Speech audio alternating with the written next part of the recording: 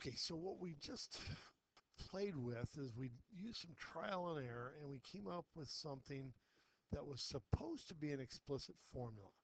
And it turned out that it was not an explicit formula. It turned out it was a um, recursive formula. So what we're going to do is we're going to play with this a little bit more. I'm going to duplicate this so I don't lose it.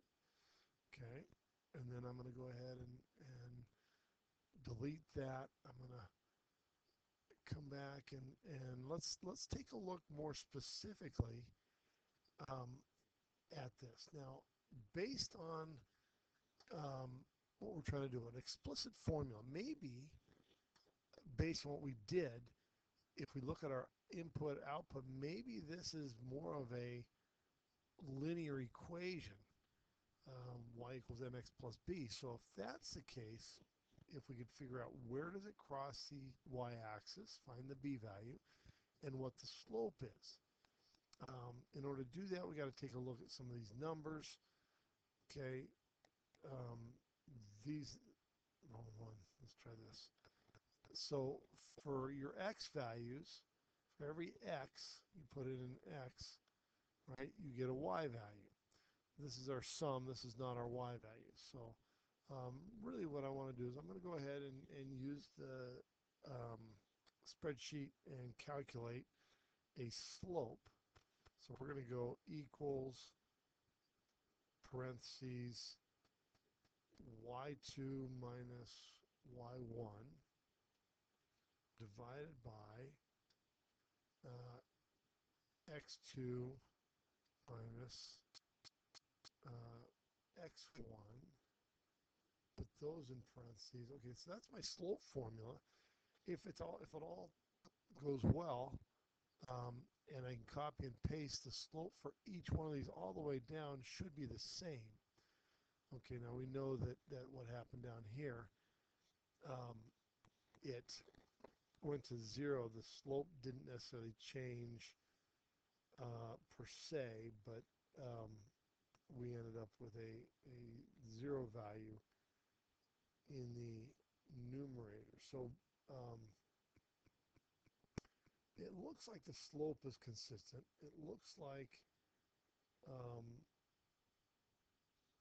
if we have to, maybe instead of using a y-intercept, right, when x is 0, because we don't have a 0 value, we start at 1, maybe we can use point slope. So let's do that. 1, 100, 2, 90. Let's try that. So remember, we have this other formula that says y minus y1 equals m times x minus x1. We know that we have 1 comma 100 and 2 comma 90. We know that the slope was negative 10. Is that what we decided? Negative 10. So let's try this. If I plug in, let's go ahead and use that point. Let's go y minus 100 equals negative 10 times x minus 1. Y minus 100 equals negative 10x plus 10. If I add 100, add 100, I'm going to end up with y equals negative 10x plus 100. Now that's an explicit formula. That shows you that if I plug in a particular number, if I decide to go what is f of 3, and I plug that in, it's going to go negative 10 times 3 plus 100. Negative 30 plus 100 is 70. If all goes well, our third number is 70. Let's take a quick look at that. Oh, so we're off by 10. How did I do that? So we have a y-intercept that's a little bit different. Is there an arithmetic? Oh, you know what my arithmetic error was. You see it right here, don't you? when you add those, don't you get 110? That should have been 110. That 110. That should have been 80.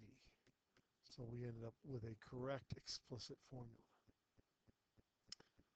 So one of the things we learned here was the difference between an explicit formula and a recursive formula. On the previous slide, we had discovered that if I use the previous number and subtract 10, I could get the answer. But I have to know those previous answers. What we just figured out here was that if I know that this is a linear equation, I can create a explicit formula using one of these two equations, slope-intercept form or point-slope form. And your arithmetic has to be correct, as usual. All right, next. This is, what is the pattern in the plan 3 discussed with your groups? Right ways to, with your group, to write a formula for that plan. Is it possible to write an explicit formula for this plan? Now that's going to be kind of interesting. Take a few minutes, discuss that, and then I'll pull it up and discuss it here. So if you stop the video, you had a chance to take a look at this data. Again, this is your X value, this is your Y value, this is the sum of the data through the years. And interestingly enough,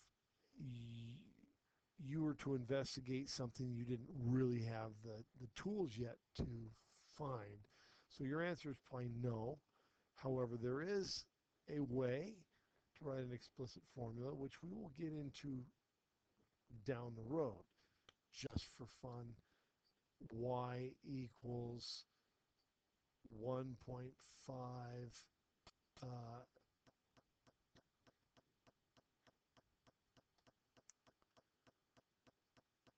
to the n minus 1, and we needed to multiply this by 10 first, sorry. So equals 10 times 1.5 to the n minus 1. This is what we call an exponential function. That is an explicit function. Any other ways would be recursive using previous numbers. And again, we will spend more time looking at that as we go. So Josh wrote an explicit formula for plan 4. F of n equals 2 to the nth, but Kent wrote it as a f of n equals 2 to the n minus 1. Is there a way that both of these could be correct? Explain your thinking. F of n, when you plug it in, 2 to the nth versus f of n equals 2 to the n minus 1 as an exponent, can essentially be the same formula depending on where you started from. But in a previous slide, we said that we always wanted to start at 1. So if you started at some other location, then you're going to end up with something besides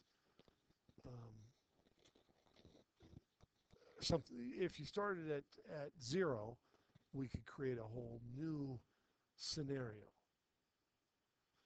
In other words, our answer is this one here, because when we plug in a number for n, you subtract 1 and you're going to end up with 1. Anything to the 0 power is 1.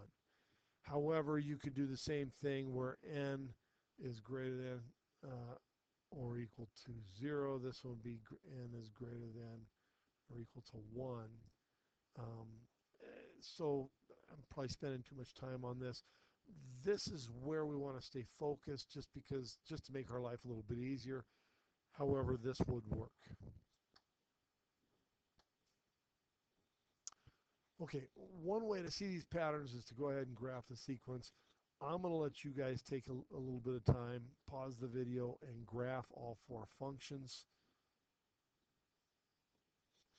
So if you took the time to graph it, you saw that you ended up with two linear equations, one here, one here, and two exponential equations, one here that shot up faster, and one here that shot up fast but not quite as fast.